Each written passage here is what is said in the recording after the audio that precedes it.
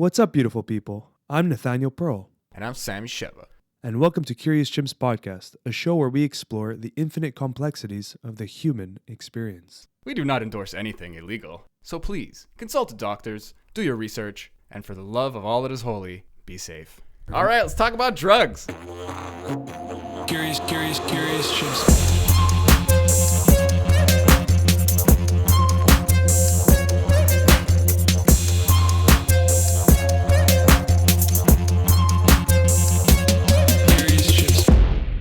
Okay. Yeehaw. Okay, so let's start. What's up? Beautiful people. So weird. I haven't seen you in a while. I never think of that. Yeah. It always hits me when you say it. I just go, oh shit, what's going on? A lot's happened though. I have Bell's palsy. Half my face is not moving. You can kind of hear it. Look, I'm blinking right now. Yeah, it's kind of a trip to look at you, and no offense. I mean, Make me laugh. you're still beautiful, but you're just half the beauty you used to have. No, it's just that I have to be bitch face, and then no one can tell. Well, that's it, because on the way here, I was looking at you, and I was like, why are you in such a pissed off mood? And then It's because you're on my bad side. Yeah. Metaphorical, it's big. Yeah, so what, you just woke up randomly like that, eh? Yeah, bro. Yeah. Well, like it started on day one, and I was like, that's weird. But like I'm like, okay, I don't know what's going on. Yeah. I'm like concerned, but not like I'm having a stroke or something. I don't know what's going on, right? Well, I mean, at first that probably rushed through your head for the first few seconds. The second day it did, because the Yeah. first day it was like starting, but then it's like this onset is rapid, but like the first day wasn't bad. Day two, I wake up, my eye hasn't blinked in a while. It's like dry, and I'm like, uh-oh, this is weird. Yeah. And yeah. Fast- 811. Remember I was freaking out and I asked you? Yeah. Dude, those first 2 days I was like not having it. Well, you hear it all the time, though. If like your left side goes numb, you usually panic It because definitely crossed my mind. Yeah. that you think stroke, heart attack, like those are normal concerns. But I mean, I felt fine. And I know how strokes work a little bit. I just assume maybe it's possible that I'm having just some kind of paralysis and no other effects. Yeah. But like I could read, I could talk, or like, if you have an aphasia, you think you're talking, but you're not. So that like the fact that you're alone becomes really real when something physical happens like that. Like I'm just living alone and I'm like, who help? Yeah. That victim mentality kicks in and you just want to like fucking get helped instead of helping yourself. And I mean, you helped me out. You're just like, dude, I don't fucking know, man. Call 811. And I was like, right, you said that already. Like 411. Yeah, but 411 led me to 811. Oh yeah. Yeah. Oh shit! It was 811. My Yeah, bad. 411 is just like the Whatever. general Exactly. information. My But- phone's doing something weird. Yeah, but yeah, at least now you know, and it's just, I guess it's something you just wait out. You take some vitamins, do some exercises, and it just gets better. No, yeah, I mean it's inflammation. It's a virus. I mean, Google it. I won't bore you guys, but like it's the first few days were weird, and then I actually this is really worth bringing up on the podcast. Actually, we could probably get into it later, but like I really freaked out, and I was like, "Am I going to be like this forever?" And all these crazy, all the bad shit went through my mind, and I just after all the crazy shit in the past couple of years, I just came to a point. Big help also with those Paul Selig books, like the channeling guides and all that stuff. Dude, those books are powerful.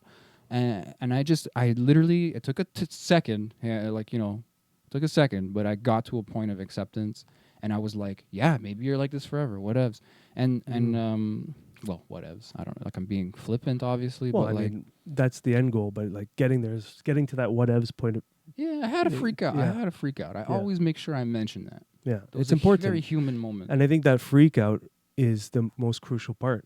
I think people It's gonna sometimes happen. You suppress can't- that freak yeah, out, though. Don't do that. And if you suppress a freak out and just like push it down, it's going to manifest and grow into something down the line even worse. But Yeah. allowing yourself to experience that freak out is part of the beginning stages of the healing.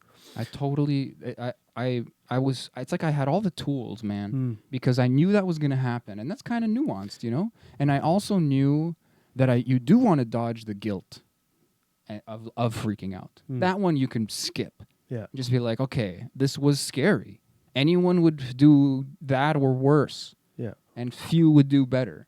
And I just went like, and then getting to a place of like, okay, maybe this is my life. Like I'm not having a stroke. Yeah. And I genuinely felt grateful. That's it. And I'm not just saying that. I really, right now, I'm like, dude, I'm so happy my arms and legs and brain Absolutely. still work. I mean, you get a micro experience of what it would have been like to have a stroke. I mean, it's not a stroke, but the experience of you not knowing Yeah, that very is well what it could have been. And that was like a sobering. Scared straight. Yeah. You're Like right. you got like a slap on the wrist from Mother Earth, you know? Yeah, dude. From nature itself. A friend of mine, I told her what was going on, and she goes, "Oh yeah, my brother got that." And then she said something along the lines of, "Bell's palsy. It's like God's little joke, because like you're gonna be fine, but it's fucking. It's like you know, and you're like, oh, what's happening? And But God's sometimes like, we need idiot. that, man. Sometimes we fucking need those little.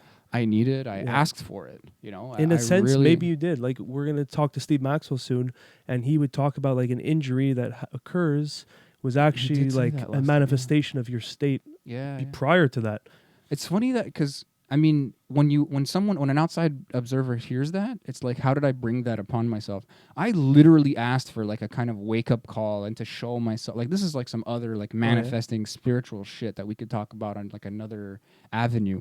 But he would talk about that in that way. And everyone I asked, like 90% of people I told, they said, oh, probably something to do with stress. You were the only one who said like, I don't just mean like emotional stress. Like you were nuanced about it. You're like, maybe you were lacking sleep or blah, blah, blah. And like the doctors even say you have like a second virus that's attacking you. But and dude, that's what brings it on. But it was already there. Like your immune system just kind of drops the ball for a second and then you wake up and your face doesn't work. Yeah, well, I'll use my old roommate's dog when that happened. The dog already was super stressed. Why are we facing each other? I just realized how weird that is. We're like talking to the camera and I'm just like turning to you. Like it's the setup. It's like meant for a guest, but it works. Yeah, we're gonna have like we'll have a nice seat Johnny, over there. I guess, on Hell Friday. Yeah. Anyway. Yeah, but the dog, my old roommate's dog had it, and that dog just his nervous system. You told me in the car. His nervous system is so active, so it could be that maybe at some level your nervous system is just overfiring. So you hit an immune response plus lack of sleep plus all external factors and maybe diet, and it was just like the recipe for. I almost took it personally when people were like, "Oh, it's stress," and I'm like, "I'm doing so good though." Oh, I can't go loud. Yeah. Oh, that hurts. That's a weird effect. Oh yeah, The you told me ear thing about it. Like amplifies sound. Yeah, like the muscles in my ear are paralyzed also. So there's no sound buffering. And it's hard to explain. Google it. Have you seen Lost? The show Lost? Some parts of it. Okay. And the end. So spoilers are irrelevant. I saw the end. So I skipped. There was like a 4-hour episode that just recapped the whole series. Yeah. Like, here you go, you idiots. Well, I mean, you can use it, but it's a journey. I just restarted it. I'm like season 3, but You're watching it again. Yeah, because I watched it when I was Hardcore. young, man. So I didn't really experience the depth of the screenplay, the screenwriting. It's trippy. That's fair. Yeah, you might want to go back to it. So one of the characters, Jack, he had like this great thing where he talked about like there was a speech he was telling Kate, another character, about fear, and because she asked him if he gets scared when he does surgery because he's a spinal surgeon, and he's like he gave her a story about like he severed some spinal, like part of the spinal cord of someone they were operating on, and then like he was explaining that nerves kind of poured out, like that little I don't know what it's called. It's like some type of sac that holds all the nerves together, and that's your spinal cord. So he was saying how the nerves just started coming out like spaghetti, just everywhere, like angel hair spaghetti, you know. And then that moment is like I'm thinking about what you were saying about freak out. So he said he allowed the fear in for 5 seconds. So he counts to 5. 1, 2, 3, 4, 5. That's all the fear, and then it's done. And then he just did the surgery and fixed the person up. And that was such a deep story because you can literally do that for anything. You know, if something, because we're talking about suppression of fear and freak out, it doesn't serve you. You know, if you need to keep it, sometimes you need to recognize the panic and the stress and then allow it in fully and then let it pass. Is this like there's nothing to fear but fear itself kind of thing? Like the stress and the panic are kind of like there's a lot of leeway in interpretation. Yeah. It's like in that Will Smith movie that got like shat on recently where he talks about like there's these monsters that like sense your fear. Okay. They're like functionally like blind and deaf otherwise. And then there's a certain there's like these warrior class on this planet who have learned to control their fear. And Will Smith explains how he had a near-death experience, and that's what kind of turned him into one of those warriors. Okay. It's actually a pretty cool movie. I don't know why people shat on it so much. What's it called? didn't even know about it. After Earth? There's so many streaming services and movies now that like someone will have like a whole TV series And you don't even know about it. I don't even yeah. know about it. And they're like, dude, did you watch it? Blah, blah. I'm like, what Like, dude, the The fuck is Stand that? on Prime? No idea what that is. Dude, it's great. Yeah. That's a really good show. I'm The go- guy from Sonic's in it. A bunch of no-name actors that are amazing. The dude from True Blood. Blood. Yeah, the Norwegian-looking dude who was like a bad guy at first and then kind of like more misunderstood later on. I don't remember his name in the show even. There's just so much Whoopi content. Goldberg's in it.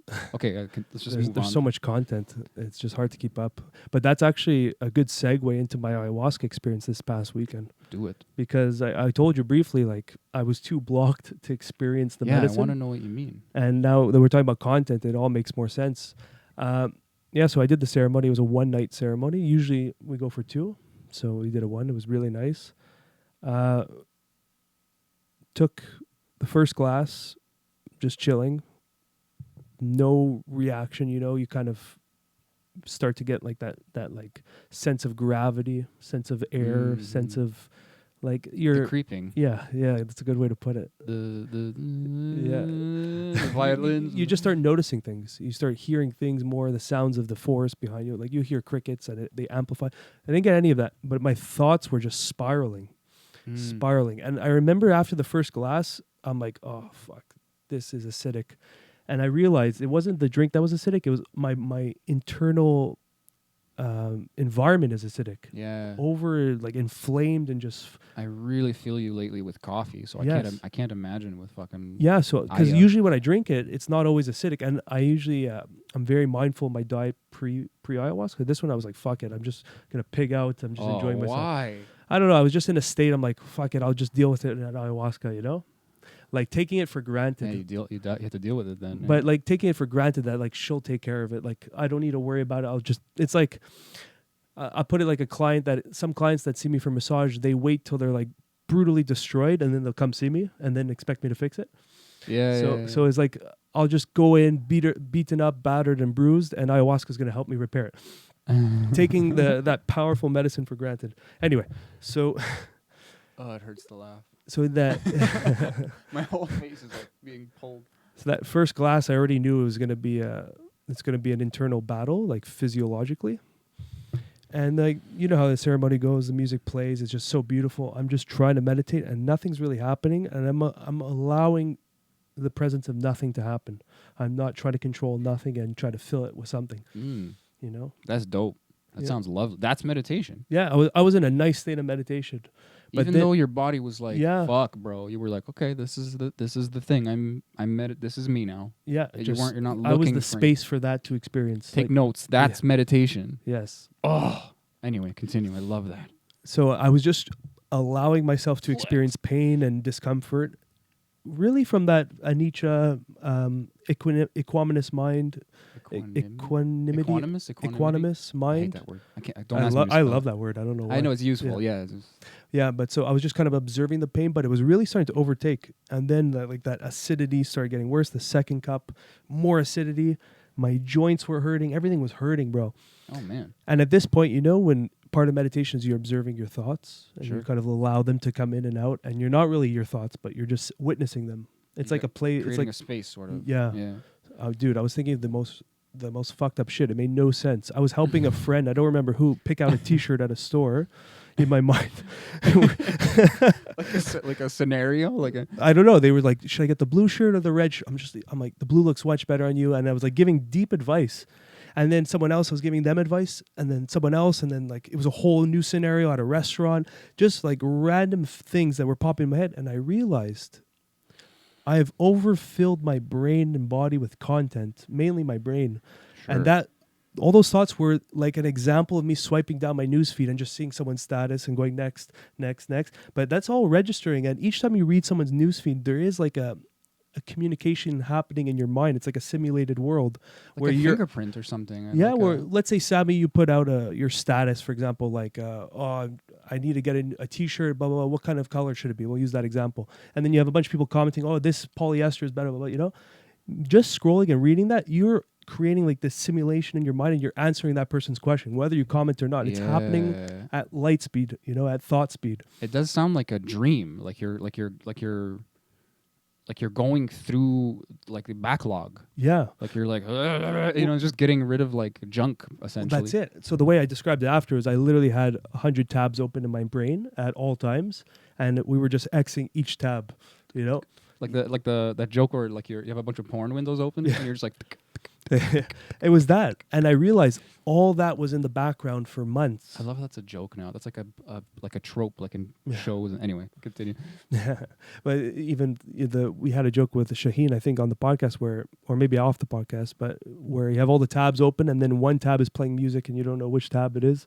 You use that one a lot. I don't know where you got that, but it's perfect.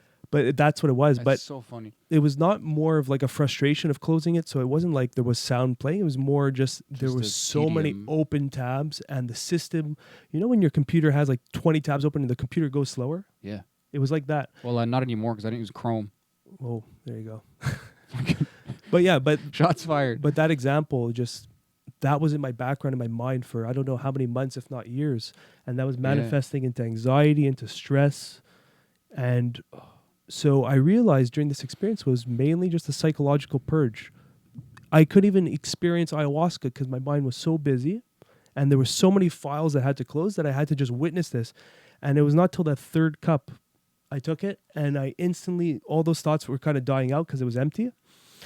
And then I just purged like seconds after that cup, just, like that insane purge. It always feels like always. The one time I went, it felt like a waste. Because you're like so sensitive, and you're like, what?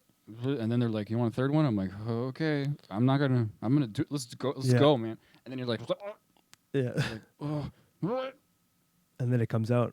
So I was thinking that too, that I wasted the glass. Like I was wondering that as I was purging, but then it crossed your mind too. Yeah, because I was trying to hold it in. This was doesn't seem to mind. The internal dialogue was like, okay, you just took the cup. Let's hold it in as long as you can. At least before you purge, you can digest this. But I think the third glass is almost symbolic because after purging, I had a full-blown ayahuasca experience. Like she came in and she was talking to me so deeply and so purely, like the message was just received. And I realized that my internal environment is just so abused and toxic and just unhealthy that I wasn't allowing the message to pass through until I released everything that was blocking it. And that's why I'm on my crazy diet right now and just trying to clean my body. Because I have ceremony in July, so I'm going to have like two comparisons to see when my body was kind of filthy and then when I clean my internal body, how it's going to respond. I'm sure it's going to. Yeah. I'm glad you kind of got both, though. You got this like, hey, look at your state kind of like you said, you used the word block a lot, I don't even need air quotes. Like you really felt like that was the thing, but then that kind of got addressed or moved through or bypassed, and then you still had this kind of like hello from the plants kind of thing. Yeah. I'm curious. This is off topic a little bit, but like, what does she look like or feel like to you? Do you have like a presence? Is it different every time? Is there like, because you kind of have a relationship with this thing at this point. Yeah. But like, so it's, I'm sure it's hard to explain in some ways, but you have like this kind of guide that you've spoken to before. So like, there's this familiar flavor. I don't know, I'll let you answer, I guess. I just like, what is that experience?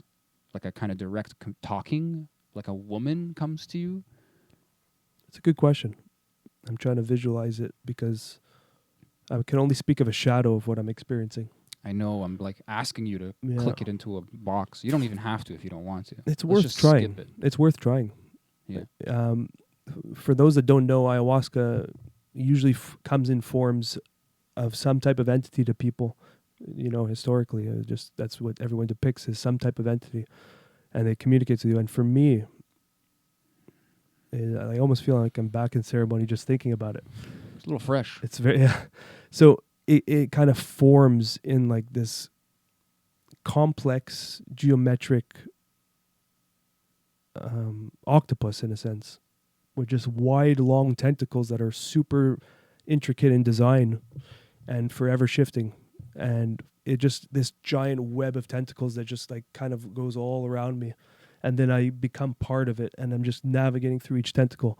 And I think that is ayahuasca to me. And it's just, there's just like this childish, fun, comedic flavor to her communication. Like it's kind of laughing at me and but with love, and it's comedic. It's almost like it's like it matches with my kind of personality.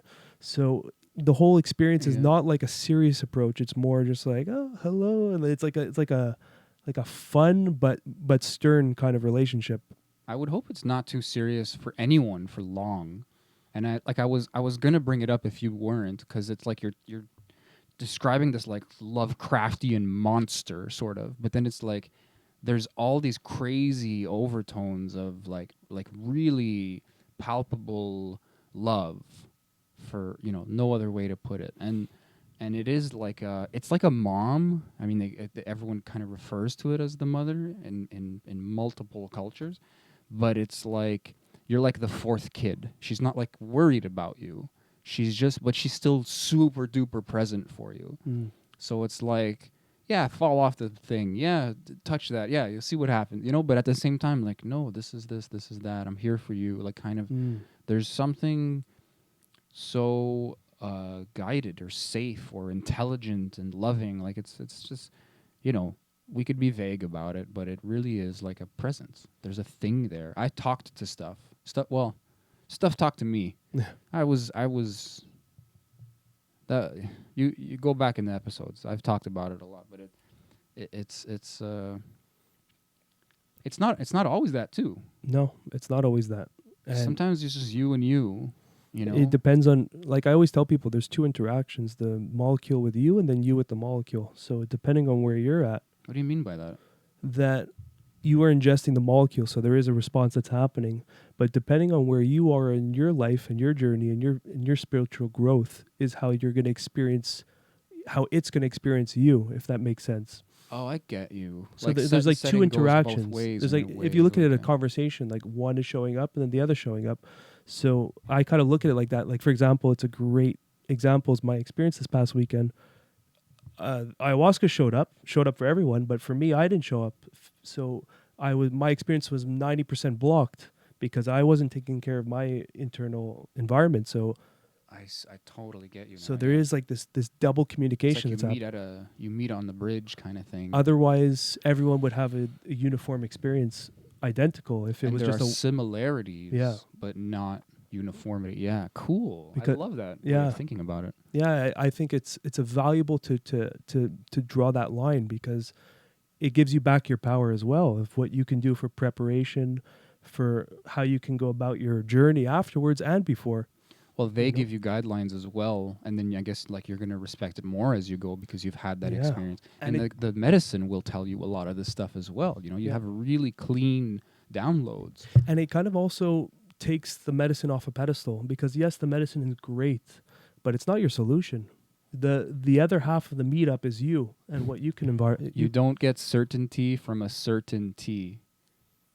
I don't know where I got that, but it always sticks in my mind. And I mean, Drew talked about it, and Renato.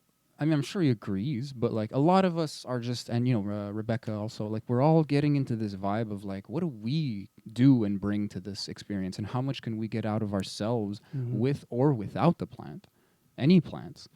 It's interesting. At some point, the message once it's received, it's almost repetitive. But that doesn't mean it's a bad thing. It's very good to have that kind of repetition coming back forth each time you go. It's just what you do with it, though. If you don't get it, you get the same thing again, right? And it's like waiting for. It's like it makes me think of Paul Selig when he's channeling. It's like he's tapping into something that is reacting. It's a message that's just there, and then it's almost like through time as he completes the message, he gets another piece of the message. It's hard to explain, but the point is that like when he's done and he's channeling, he just hears period, period, period, and then he says, okay, and they're saying period. And if he were to go back, he would just keep hearing period, and he's like, okay, they're not saying anything right now. Like that's the message right now, sort of. So it's like, okay, it's done for now. So it's like if you jump back, I mean, at the same time, though, there's doors of perception, like that Huxley idea. Like you take other plants or other modalities of breath or meditation or whatever, or hypnosis or whatever, and you kind of meet new parts of yourself and maybe get new messages. Or often, I think we're both I think most people are realizing that a lot of the messages converge anyway. But you do get different senses or different facets or different whatever. But this is another topic as well. Yeah, but it's a fair point. And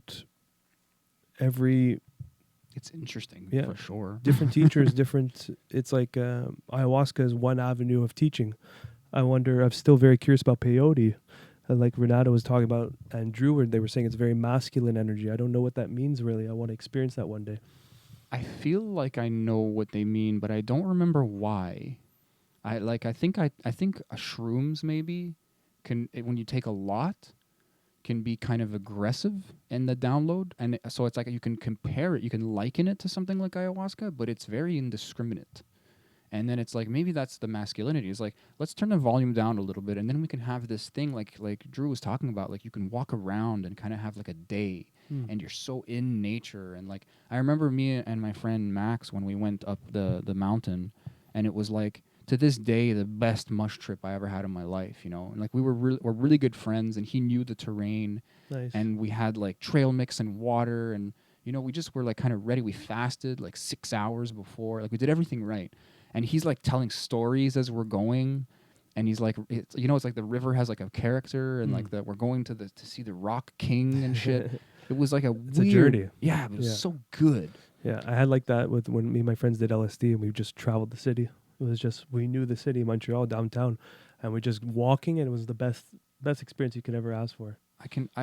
I'm not familiar with LSD. I don't think I've ever taken it, and there's something I'm curious about for multiple reasons, but in this context, I'm really curious to see if it has a more masculine, feminine, or if it's both. Yeah. And like I said with psilocybin, like the dose changes it in a way. It kind of doesn't the way I described it. Also, did you see? I want to stick on this. This is interesting, but I just want to like an addenda. Like, did you see Drew's picture that he shared on Facebook recently? That's awesome, dude. The cactus and the machine gun. Yeah, he was in the military. He's full suit. He's got the gun. Yeah, and it's like juxtaposed with him holding this big like piece of peyote cactus, I imagine. Yeah. And it's like, I don't know, like you can barely see that person in him anymore. You know, like I feel like I know him even though we've only interacted a few times. Like it's been very deep interactions, but like you can kind of see that he's like he's a hard motherfucker. Yeah. But he's so deliberately like soft and kind and welcoming, and it's like so much work and so much peyote probably. You know? It's fun. It was a nice. It was a side by side photo, right, of the timeline of his life. That photo, like when he was in the military, and the versus almost as a shaman, I would call him now. It's incredible, you know. We should see more of those in our lives, you know. That's the journey, man. You never know where it leads, but it's like a slingshot. Yeah, you're literally going from one side to the other. But we're seeing that from the photo. But there was a lot of process involved to get there, you know. It's almost like one leads you to the other because you go through some crazy shit. It could lead you there. Yeah, well. You have to... Look, one thing I'm realizing is certain is that most, if not everyone, has a quest for knowledge and a quest for growth. It just shows in our evolution. You know, children love to learn. They love to ask questions. So this quest and thirst for knowledge and understanding is so strong when you're a child, but it can get busy and crowded as you get older. But it never goes away. And it's weird. And that's why when you start going on this path, if you start really getting connected to that inner child, a lot of people call it, it leads you down some path of inner self-work, whether it's with psychedelics or with meditation or with some type of mindfulness practice. That's where that road always seems to lead when you inquire inwards. That is a great connection to the inner child. Behold, I make all things new. It's not just like curiosity of the child, but it's also like a rewriting of the self, Yeah. of the parts that are writable in the first place, you know, and a kind of like a healthy detachment. That's really, oh God, that's profound. Mm. And but that's it. And how What many the- times does someone, that mechanism kind of get shut off, you know? That's why, yeah, that's my reaction from before. I was thinking about like Just dancing, for example, you know? dancing. Yeah, that's a good one because dancing for me, there's a lot of blockages sometimes to just get up and dance, whereas other people Sure. just get into it. But in ceremony, when the walls kind of fade downwards and disappear, you want to move, you know. I remember that. And most kids, they're just like, if you look at a child, they're just like wiggly and running around and just Not self-conscious. if a beat starts playing, most kids are just gonna start swaying and just like they're just flopping their arms in the air and just feeling their body, and they're having fun and laughing. And just these things kind of get pulled away, these childish moments, because we have to have these serious masks on. And for many, this over time becomes misery. And I told you this a long time ago, and it's coming back right now, is like misery is just like suppressed joy or blocked joy trying to come through. And Yeah. you know, it's like, A lot of it can be. I think there's just basic, straightforward trauma, if you want to make a distinction, but Yep. so much self-imposed bullshit mhm. is like that. Yeah. There's just this learned. I mean, you know, you could say like, yeah, you know, evil society, you know, like all that energy is a thing, but and it's valid. There is a lot of this, like, I don't want to be ostracized. I'm going to act a certain way. Sometimes you make valid It's actual conditioning. mistakes, It's a and lot you of- need to be like put in your place as a kid. You know, you could do it gently, hopefully, and someone could learn. And then, you know, as a kid, you're going to internalize that. It's hard for the adult to do that properly without traumatizing you, and then to also give you the context of like, hey, but maybe not. Maybe I'm wrong, or maybe figure it out. Like, you know, maybe don't double down on this. I'm just telling you now. Maybe think about it. Like, you can't have that nuance. You just have to figure it out as an adult. But then there's also just this this physiological, like, solidification. You know, like learning is easier when you're a kid because you have less shit in your head, Mhm. and you have less of those learned Conditions. I'd almost call them disabilities. Like, even though they're beliefs or social structures. You know, in a spiritual sense, they're quite real and physical. I would call it more limits, you know? Either way, kind of like ethereal, ephemeral. Like they're destroyable. They're flimsy, really. Yeah. But we hold to them But you out see, of safety, out of fear. when a child navigates, they don't understand boundaries and limits, and these are all placed on them based on their. So we'll go with the parents as the first guide they receive, right? Their parents. So if a child is walking off, come back, you're going too far. That's like a boundary. They're creating these limits in their mind, and it starts forming their reality. And it can be even as a moment where the child loves to sing and just starts singing, but the parent has a headache, and the parent just says like, "Stop singing, stop fucking singing, I have a headache," or maybe not the F word, but some parents get frustrated. It happens, and it's like a moment for that parent, but that child now has this limit. For that moment they love that song, and then they hear it angered their mother or father, and then maybe that stopped that process from growing from that early limitation. And these limits grow because eventually you carry on to now your friend group becomes your guide in your teens. And Yeah. now doing other things becomes a limit because it's not accepted, and you're just forming this reality of just like this is deemed okay, this isn't, and it just kind of shapes you. And a lot of those things maybe weren't actually your shape, you know? I think maybe none of it is. Yeah, and There's then you get lot a of- job, and then there's all these new rules and setting, and then sometimes you just crack. People crack, Yeah. man, and they don't even know why. They don't even know why they're cracking, but they're cracking, and that's the growth, because that is the moment of the shift can happen.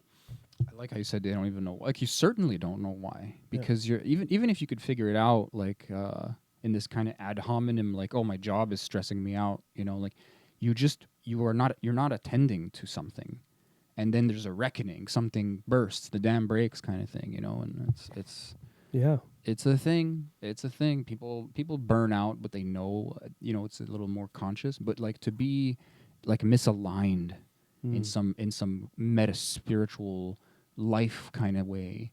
Oh man, you don't know. Like, it's like you're in some kind of denial, and it's like, how do you broach that? You can't. You have to. You're it's like a blind spot. Yeah. And then you bump into a thing, or you like fall into a thing, or hurt yourself greatly, and it's just a wake up call. Yeah. And then that wake up call is just a catalyst. I feel like it's happening sooner though. Like we have a context because we have a certain age. It seems to. And we can really see the difference with our parents. Especially my parents are a little older, like when they had me. Yeah. So it is a juxtaposition in that sense. And now seeing people even just 10 years younger than me sometimes.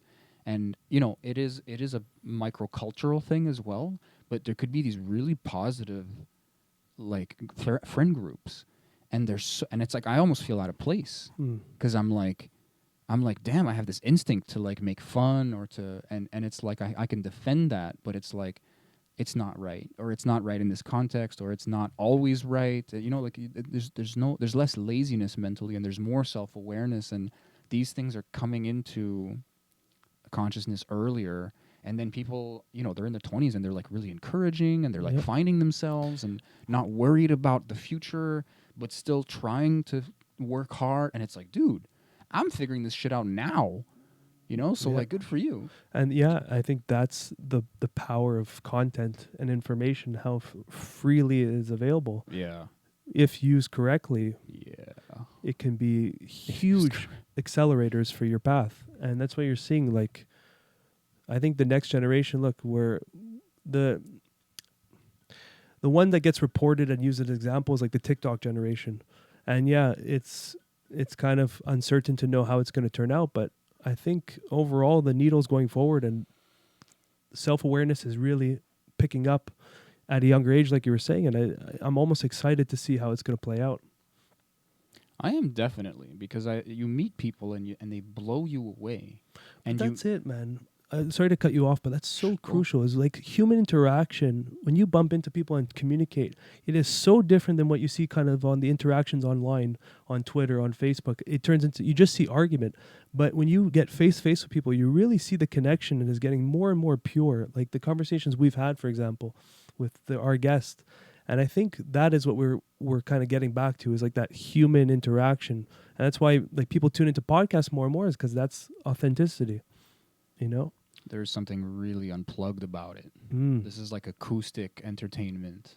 Exactly. I think versus electric, like the guitar analogy. I know it's literally acoustic because we're talking, but I'm not. And I'm realizing that social media is essentially a substance that we're all kind of ingesting.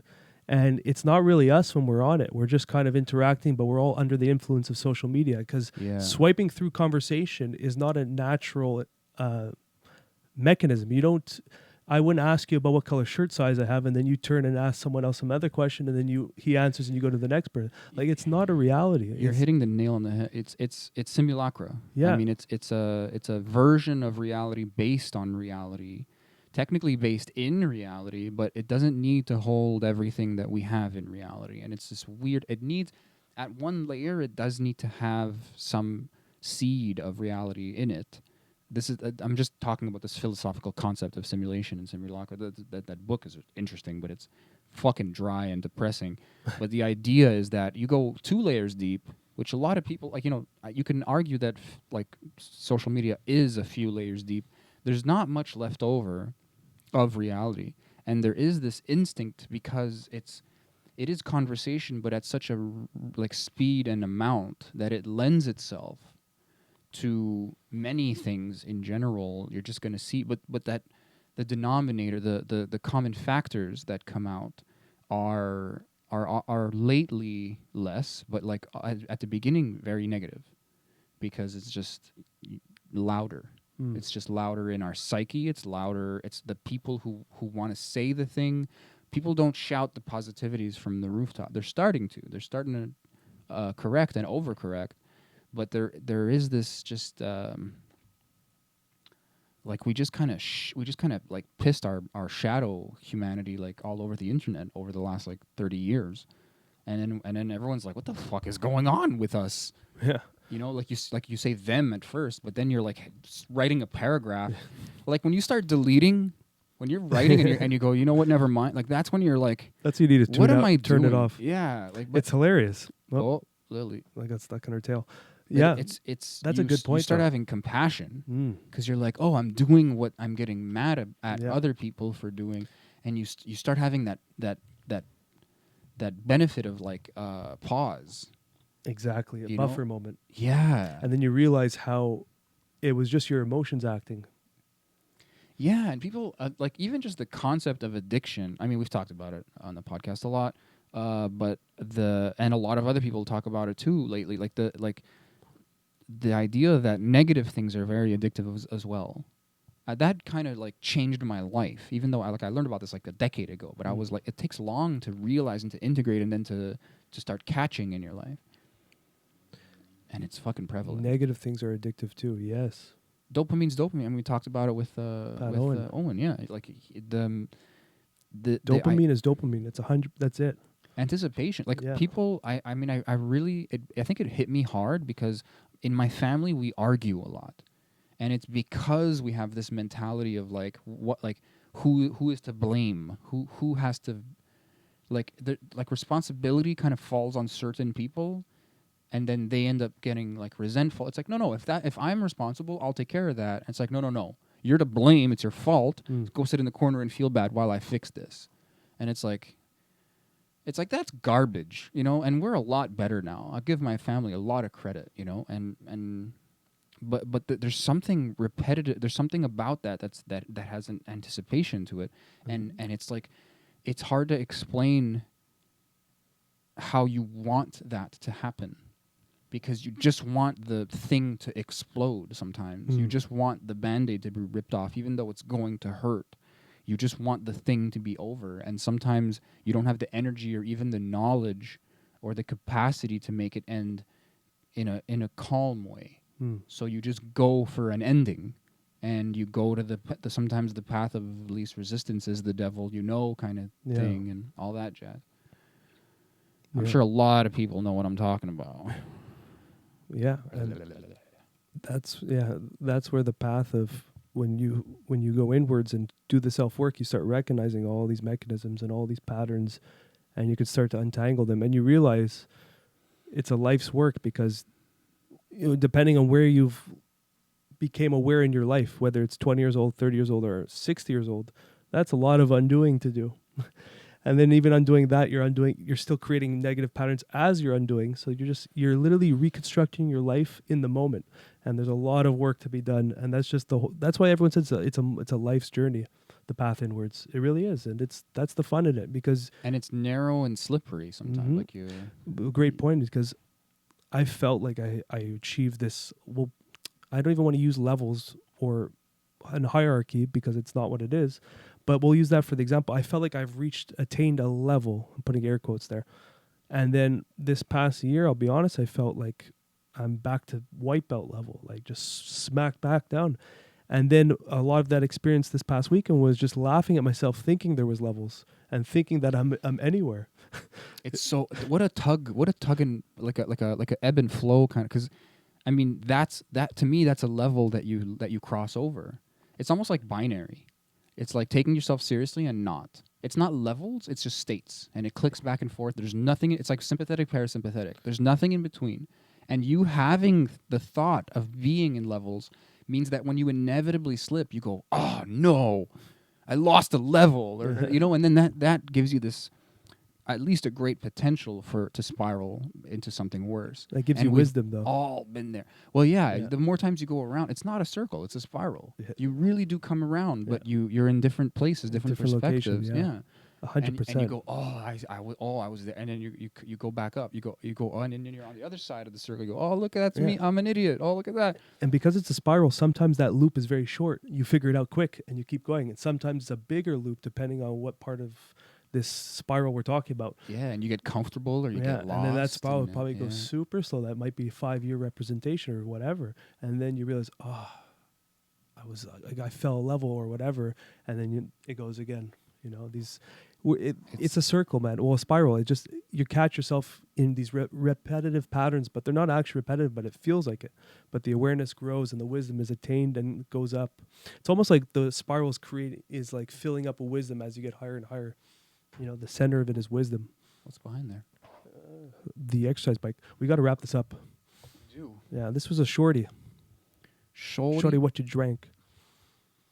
I have to burp so much. I apologize. Oh, you know what I want to do before we wrap it up? I'm just gonna go close to the camera and show people my face. Yeah. So I'll narrate this. Sami has palsy right now. What is it called? Bell's palsy. He just woke up. Look at his face. So try to laugh for them. Okay, now give them the angry face. Turn your face to the right. This? No, other way. And then this. Yeah. Yeah, it's crazy. Butthole mouth. Yeah. Hopefully in the next few episodes this is gone. We'll see. All right, everyone. Starting to move. You cue us out, Sami. Be still and know you are God in the love and the light of the infinite creator. And above all else, stay fucking curious. Yes.